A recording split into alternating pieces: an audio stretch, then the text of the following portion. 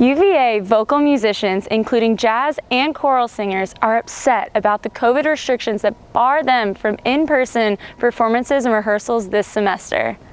As it turns out, singing is among the riskiest activities because of how COVID spreads through the air. Fourth-year music major and jazz vocalist Tina Hashemi is disappointed that she won't end her college singing career with a final recital nor practice with all of her ensembles. This pandemic has severely impacted her education and development as a jazz singer. Rather than rehearsing with her peers and accompaniments, she sings alone in her room. Let me do what must be done.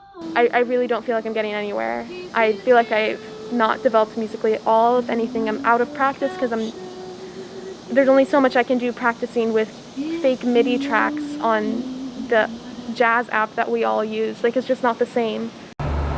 One of the most overlooked and least discussed impacts of COVID-19 has been the changes imposed on musicians, especially wind instrument players and vocalists. Because COVID is contracted through air particles, singers and wind players are forced to play alone or not at all. At UVA, the music department has had to move rehearsals, classes, and lessons online with only select in-person times. Practice rooms in Old Cabell Hall have very specific guidelines where students like Tina must reserve rooms in advance and vacate the room for 3 hours following their time spent there.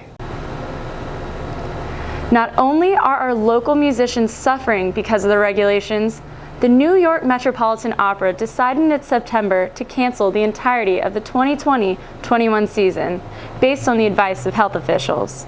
Pamela Beasley, a UVA vocal professor, sympathizes with college and professional singers from what they are losing. So I'd like to think that we're going to come back to a time that will be even more vibrant in the singing world because people will have missed it, both the performers and the audience members.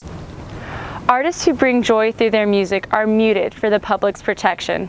While they are still trying to practice on their own, there's very little they can do in the meantime. Looks like we won't be having any live music anytime soon. I'm Caitlin Biggs, reporting.